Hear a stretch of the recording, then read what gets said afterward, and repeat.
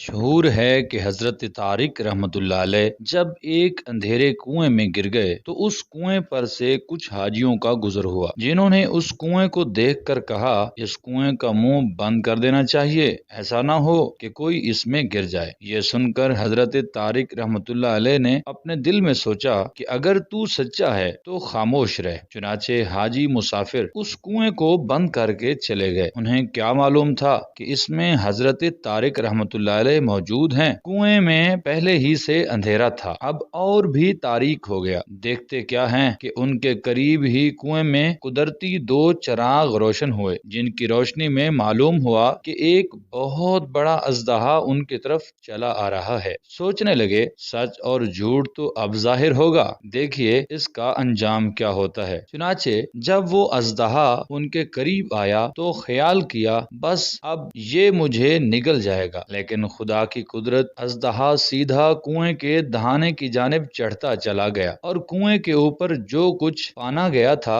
اس سب کو علیحدہ کر کے اپنی دم حضرت طارق رحمۃ اللہ علیہ کی گردن سے پیر تک لپیٹ کر ڈول کی طرح ان کو کنویں سے باہر لے آیا اور اپنی دم ان کی گردن سے نکال کر چلتا بنا۔ حضرت طارق رحمۃ اللہ علیہ نے ایک غیبی آواز سنی کہ کوئی کہنے والا کہہ رہا ہے کہ اے طارق، دیکھ یہ تیرے رب کی مہربانی ہے کہ اس نے تیرے دشمن کو تیری نجات کا ذریعہ بنا دیا۔ چنانچہ اس واقعے کے بعد اللہ تعالیٰ پر سچا بھروسہ کرنے کے سبب سے ان کا نام طارق صادق مشہور ہو گیا۔ ناظرین اکرام، اگر آپ کو یہ واقعہ اچھا لگا تو ہماری ویڈیو کو لائک کر دیجئے، کمنٹس کر دیجئے اور ہمارے چینل کو سبسکرائب کر دیجئے۔ اگلی ویڈیو کے ساتھ جلد حاضر ہوں گے۔ اللہ حافظ۔